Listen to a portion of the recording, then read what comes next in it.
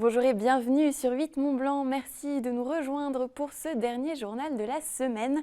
Dans l'actualité de ce vendredi 26 novembre 2021. Avec une arrivée à 2372 mètres d'altitude, il est le plus haut train à crémaillère de France. Le tramway du Mont-Blanc se refait une beauté, une rénovation nécessaire financée par le département de la Haute-Savoie, propriétaire de l'infrastructure. Nous découvrirons les nouvelles rames qui entreront en service l'été prochain. Et puis un délice pour les yeux, un régal pour les papilles, le fameux salon saveur et terroir est de retour à Chambéry pour la première journée de cette 21e édition. Les visiteurs étaient au rendez-vous.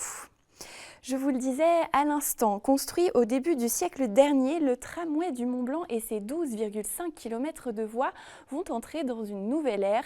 Ce vendredi matin, les premiers visuels des nouvelles rames ultra-modernes du TMB ont été officiellement dévoilés à Saint-Gervais.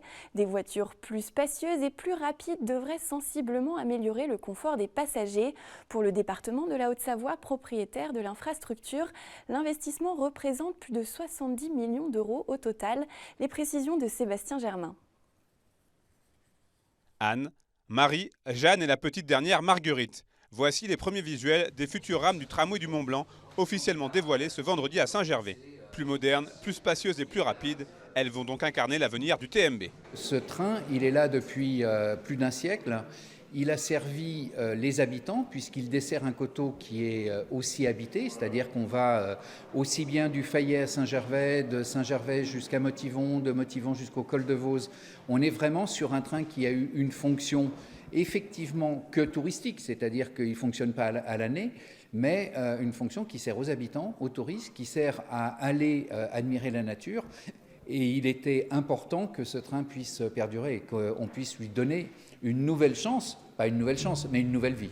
Propriétaire de ce pan du patrimoine local, le département de la Haute-Savoie a donc investi 30 millions d'euros dans ces nouveaux équipements qui font partie d'un plan global de restructuration du tramway du Mont-Blanc. En plus de ces rames, les voies et certaines infrastructures seront donc totalement rénovées pour un montant total de 70 millions d'euros. On en profite, comme on rénove la voie, pour faire des aménagements avec une gare d'arrivée qui sera beaucoup plus sécurisée, beaucoup plus confortable, avec un aménagement à minima sur le col de Bellevue. Et c'est un moment historique parce que la présentation aujourd'hui du matériel roulant, la prochaine, elle aura lieu probablement dans 80 ans ou dans 100 ans.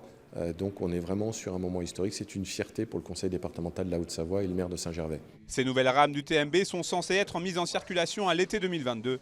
Mais la pénurie actuelle des matières premières inspire la plus grande prudence aux fabricants Stadler en ce qui concerne les délais de livraison. Quoi qu'il en soit, une continuité sera mise en place par le gestionnaire. On pourra maintenir en circulation les rames actuelles. Pour ce faire, il faut effectivement leur faire passer des contrôles qui n'étaient pas forcément prévus au départ, mais on saura s'adapter pour maintenir une exploitation, bien entendu, estivale du tramway du Mont-Blanc pour l'été 2022. Cette nouvelle configuration avec 4 rames en lieu et place de 3 actuellement permettra également d'améliorer le confort des passagers, le tout avec un meilleur impact sur l'environnement, puisque le nouveau tramway du Mont-Blanc électrique pourra se recharger lors des rotations de descente.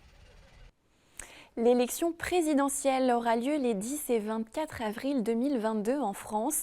Les candidats sont donc pour la plupart déjà en campagne. La socialiste Anne Hidalgo, maire de Paris, était en Savoie ce jeudi. Elle est venue rencontrer les élus, les militants et sympathisants locaux.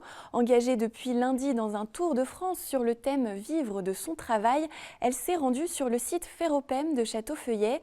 Le groupe Ferroglobe a annoncé, vous le savez, il y a une dizaine de jours, la fermeture de l'usine à la Léchère. La candidate a rencontré les salariés qui occupent les lieux dans l'espoir d'obtenir des garanties quant à un futur repreneur. Emmanuel Jaude était sur place.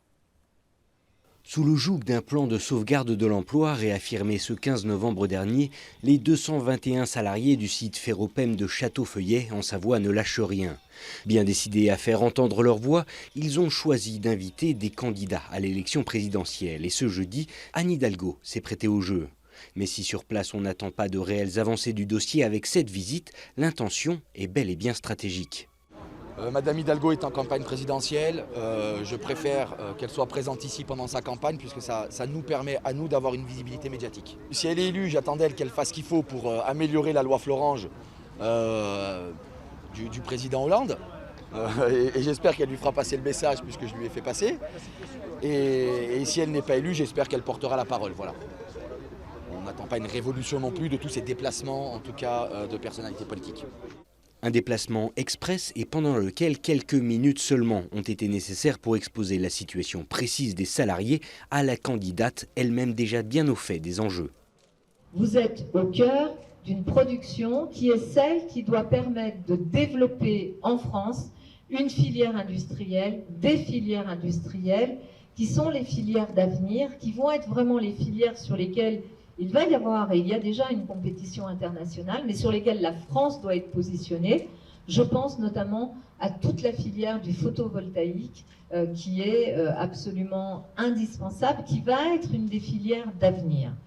Et dire aujourd'hui ici que cette usine, cette entreprise doit fermer parce que c'est le choix d'une direction qui ne tient pas compte d'ailleurs des intérêts industriels du pays, de la France, et bien sûr encore moins de ceux de ce territoire, eh bien ce n'est pas acceptable. Un discours politique qui se veut rassurant mais qui ne changera pas à court terme le sort des quelques 221 salariés dont les emplois vont être supprimés si aucun repreneur n'est trouvé. Ce qu'on sait, c'est que nous, ici, sur Château-Feuillet, Ferroglobe ne veut pas nous lâcher, ne veut pas nous vendre. Ils veulent fermer le site, point barre, et se mettre sous la loi Florange. Eh bien, au besoin, on change la loi Florange. On la change, et on fait de manière à ce que notre site puisse être vendu. Même à la concurrence. Les 220 familles qui sont concernées ici se foutent de savoir s'ils vont travailler demain pour un concurrent. L'important, c'est qu'ils travaillent et qu'on maintienne l'activité, qu'on maintienne notre savoir-faire. En attendant la reprise de la procédure, le 3 décembre prochain, les salariés de Château-Feuillet continueront leur combat afin de se faire entendre et ce, par tous les moyens à leur disposition. Alors que la situation sanitaire est complexe, la vie suit pour le moment son cours.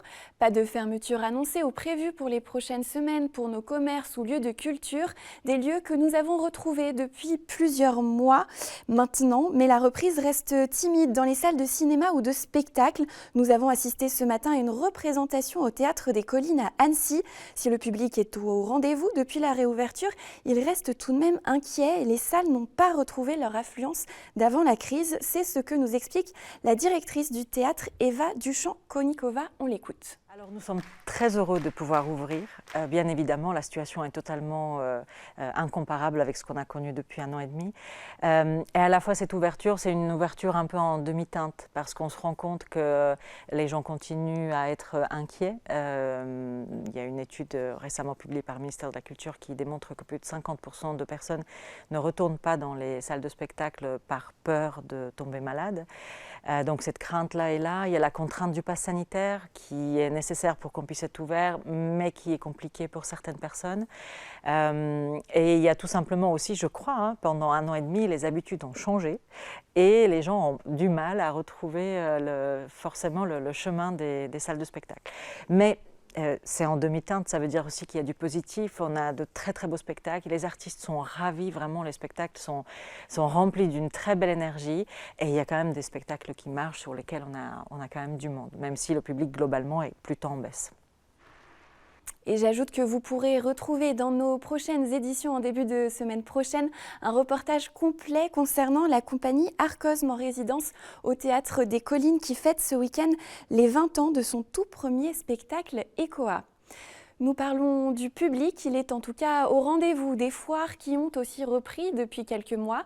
La 21e édition du Salon Saveurs et Terroirs a débuté ce vendredi à Chambéry. 160 exposants de Savoie et d'ailleurs y participent. À un peu moins d'1 mois de Noël, les visiteurs en profitent déjà pour préparer leur menu de fête. Luc Haruche est allé déguster pour nous quelques mets d'exception. Reportage. Les produits savoyards sont évidemment bien présents. Saucissons, Beaufort, Génépi, voilà ce que vous trouverez ce week-end parmi les 7000 m² du salon Saveurs et Terroirs de Chambéry.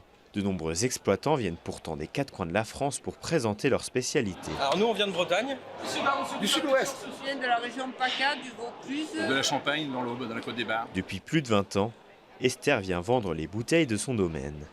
Elle sait par expérience que la clientèle savoyarde est attachée aux produits de qualité. Les clients savoyards sont très très fidèles. Et que nous avons des vins de garde.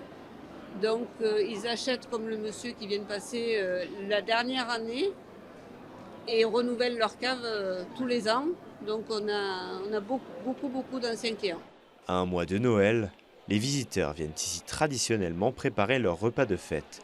ce qui confère au salon sa renommée. C'est un gros rendez-vous festif et convivial, car nous attendons à peu près 20 000 visiteurs sur les 3 jours de ce salon. Et puis, soyons clairs, c'est à ce moment-là où on lance et on prépare les fêtes de fin d'année. Donc on est là aussi pour, bien entendu, faire ses achats, des cadeaux de Noël, des découvertes. Bref, j'ai envie de dire, quand on touche à l'alimentaire, on est là vraiment pour se faire plaisir. De son côté, Marco mise lui aussi beaucoup sur le salon pour écouler son stock, en partie dédié aux fêtes de fin d'année. Disons, en Alsace, on a la chance de produire des vins. Disons, la gamme de production est assez large. Déjà, on a les 7 cépages qui nous permettent de faire des vins un peu plus ronds, plus moelleux, tels que les Pinot Gris et les Gewürz, qui se marient très bien avec les foie gras que les gens consommeront certainement pour les fêtes de fin d'année. Vous l'aurez compris, il y en a pour tous les goûts, et ce durant tout le week-end au parc Savoie Expo de Chambéry. Et c'est sur cette note gourmande et festive que se termine ce journal. Vous retrouvez un moment lui aussi festif et gourmand dans un instant avec un agenda spécial fête de fin d'année concocté par Manon Boulben et Damien Rémy. Un air de fin d'année également dans votre météo à suivre. Soyez prudents avec l'arrivée de la neige et du froid en basse altitude. Nous nous quittons en images avec un extrait de la dernière production du VTTiste Kylian Bron. Originaire d'Annecy, le champion de VTT tutoie les sommets avec élégance et finesse pour nous livrer ces magnifiques moments.